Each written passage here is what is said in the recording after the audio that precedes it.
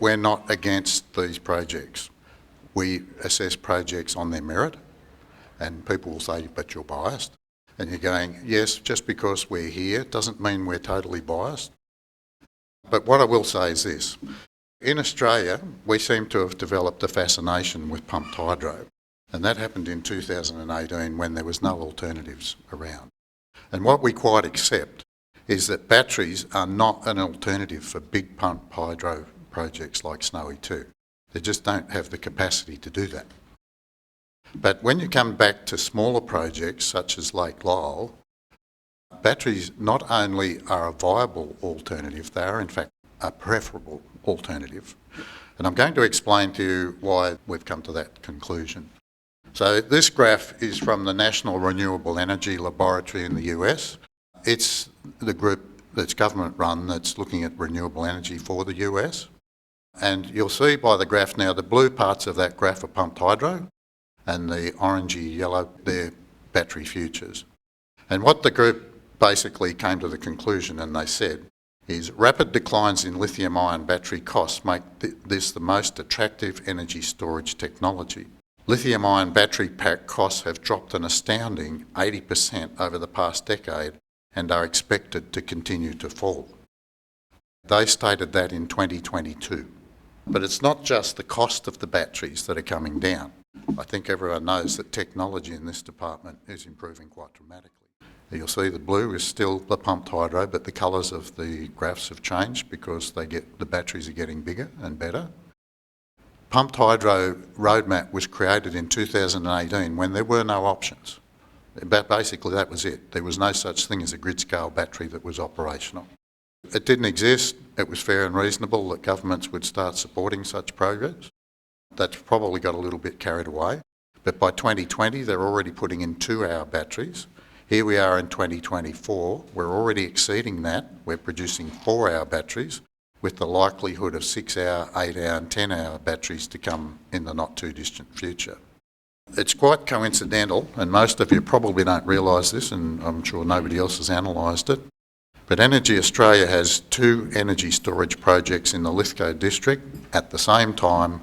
Both of them have scoping reports in at the New South Wales government for major projects. Both of them are in Lithgow, both of them are the same company, and both of them store energy. That's like something fell out of the sky for doing a comparison and benchmarking. What we do is when we look at that, we go, well, first of all, what does a battery look like? Because most people probably in the room haven't actually seen what a battery looked like. This is the Victorian Big Battery. They're modular. The modules are around about the same size as a shipping container, and you'll see that they're slightly separated from each other because that's done for safety reasons, for burning and things like that. At any rate, that's what a battery looks like. And what you're comparing that to is this. This image is taken from many kilometres back from the actual project, but this is only just taken not a far way at all. If we look at the actual detail of it, and this is all factual, this has all been taken from the scoping reports. On the right, you'll see the Mount Piper battery project. That's a 500 megawatt battery that will flow for up to 4 hours. So that produces 2,000 megawatt hours. On the left, you'll see is Lake Lyell Pumped Hydro. Now, its dispatchable power is less than the battery. It's only 335 megawatts, but it will flow for 8 hours. So it produces 2,680 megawatt hours. They're comparable. My suggestion to you is this. You could put in 1.5 batteries and you would already exceed what Lake Lyell Pumped Hydro is. So that diagram I showed you of batteries, 1.5 of those, same outcome. But the prospect is that batteries are 4-hour at the moment, but they're coming to 6-hour, 8-hour and 10-hour.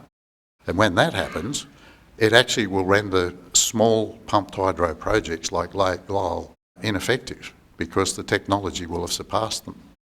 What we're saying is small pumped hydro like this, very environmentally destructive, but not actually beneficial. Then we move on to the next part of it, is the size of the infrastructure. A battery module is typically 2.5 metres high. They fit a shipping container, you can put them on a semi-trailer, they don't get manufactured on site, they're bought in. Now you're comparing something that's 2.5 metres high on the right-hand side with a product on the left-hand side, where the reservoir itself is 143 metres high and 500 odd metres long. And that doesn't even include all the infrastructure down on the lake. Very different outcomes here, very different environmental outcomes, definitely. If we've established that's the case, what about lifespan? The batteries that are down there in the scoping report actually states that it's 20 to 25 years. On the pumped hydro, it's stated as being 80 years. What do you do with that one on the left-hand side after 80 years?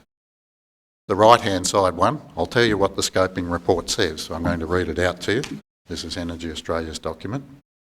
It is anticipated at this stage that the decommissioning of the project would involve removal of the above-ground components only, which would be removed and repurposed where possible.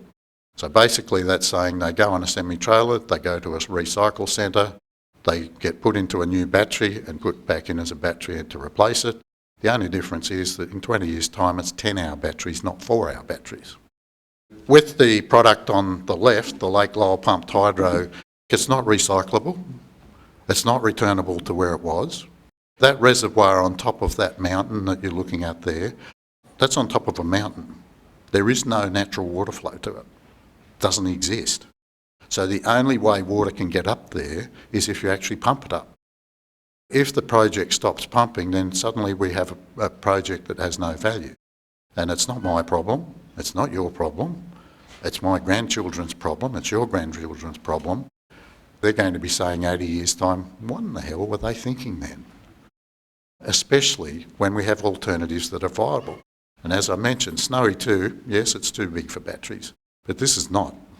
They can replace this with multiple batteries easily. One last thing then comes down to cost. I've got asterisks on this because these things are always a bit rubbery when it comes to estimates.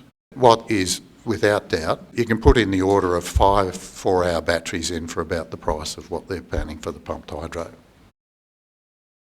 And it boils down to this. Basically, batteries are way lower cost. You can deploy them much faster. They're 2 years typically to prepare for it, create them, put them in, instead of 4 to 5 years for pumped hydro. You can put those batteries on any location you like, as long as there's power lines nearby. Obviously, Mount Piper is the perfect site for more batteries, and they could probably fit, I don't know how many, but it'd be quite a few out there. And when you've got a project like this, basically environmental damage is one of the big things, and it's well recognised that where you're building reservoirs and constructions where you're wiping environment out, you've got to have a major consideration with that. Batteries are definitely the alternative because they just don't do that. You can put them on industrial sites. And the last thing is they're so much easier to decommission. Funnily enough, and this only turned up on my desk last week, this is a document taken from Energy Australia's office, not taken, given to us from Energy Australia's office in Main Street. And what it's called is Project Update, Proposed Mount Piper Battery Energy Storage System. And I thought, oh, well, I'll read a little bit about this. I'm a bit cynical of these things. But I thought, when I turned it over and I read the back of it, I think, whoa, they've just given us every reason why we should be putting in batteries, not pumped hydro. And I'm going to read these to you. Okay, so it's headed Technical Studies, Findings to Date.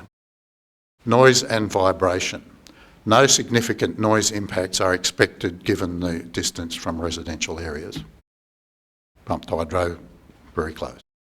Cultural and heritage. There are no Aboriginal sites recorded within the project area. Rick indicated that that's not the case for pumped hydro. Socio-economic. No impacts to community infrastructure are anticipated. We've already heard from a couple of people that have told us that it's pretty major impacts and there's more to come.